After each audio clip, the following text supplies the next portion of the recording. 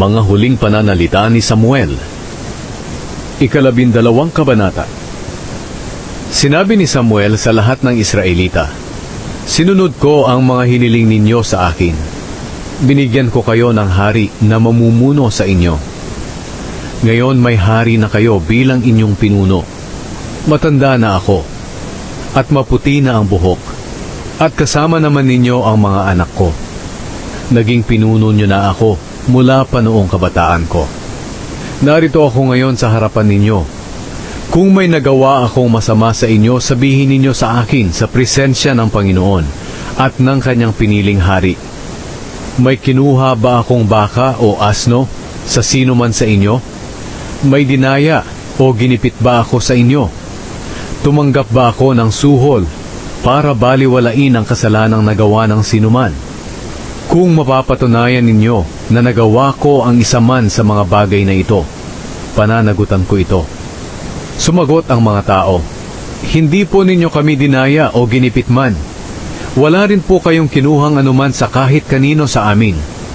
Sinabi ni Samuel sa kanila, "Sa araw na ito, saksi ang Panginoon at ang kanyang piniling hari na wala kayong maisusumbat sa akin." Sumagot ang mga tao, "Opo, saksi ang Panginoon." Sinabi ni Samuel, "Ang Panginoon ang pumili kina Moises at Aaron na maging pinuno ng inyong mga ninuno, at siya rin ang naglabas sa kanila sa Ehipto. Ngayon tumayo kayo sa presensya ng Panginoon, dahil ipapaalala ko sa inyo ang mga kabutihang ginawa ng Panginoon sa inyo at sa inyong mga ninuno. Noong nasa Ehipto pa ang lahi ni Jacob, humingi sila ng tulong sa Panginoon.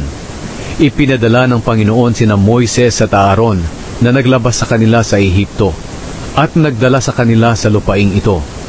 Pero kinalimutan nila ang Panginoon na kanilang Diyos, kaya hinayaan ng Panginoon na matalo sila ni Sisera, na commander ng mga sundalo ng Hasor, ng mga Filisteo at ng hari ng Moab.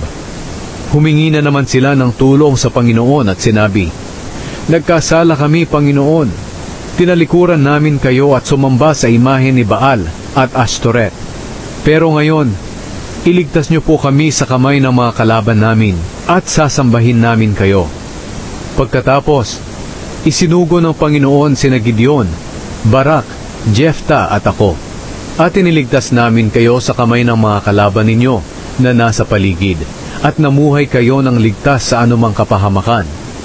Pero nang salakayin kayo ni Haring Nahash ng mga Amonita, humingi kayo sa akin ng haring mamumuno sa inyo, kahit na ang Panginoon na inyong Diyos ang siyang hari ninyo. Narito na ngayon ang pinili ninyong hari. Tingnan ninyo, hiningi ninyo siya at ibinigay siya sa inyo ng Panginoon.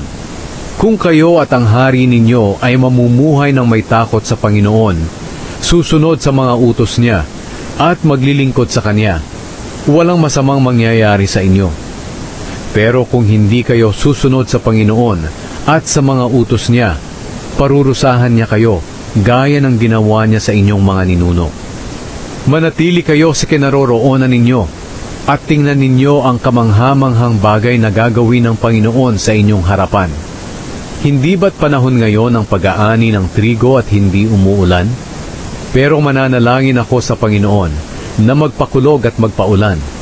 At nang mapag-isip-isip ninyo kung gaano kasama ang ginawa ninyo sa paningin ng Panginoon nang humingi kayo ng hari.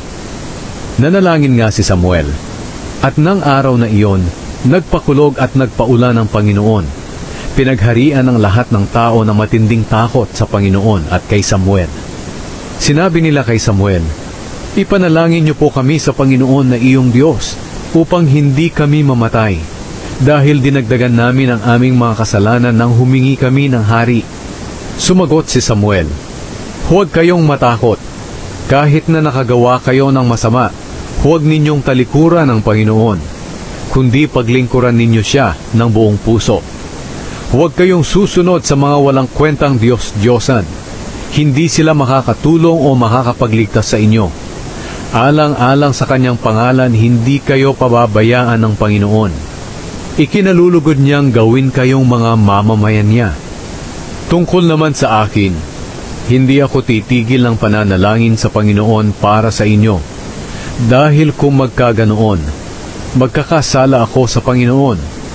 Tuturuan ko rin kayong mamuhay ng tama at matuwid. Pero dapat kayong magkaroon ng takot sa Panginoon at maglingkod sa Kanya ng tapat at buong puso. Alalahanin ninyo ang mga kamanghamanghang bagay na ginawa niya sa inyo. Pero kung magpapatuloy kayo sa kasalanan, kayo at ang hari ninyo ay lilipulin.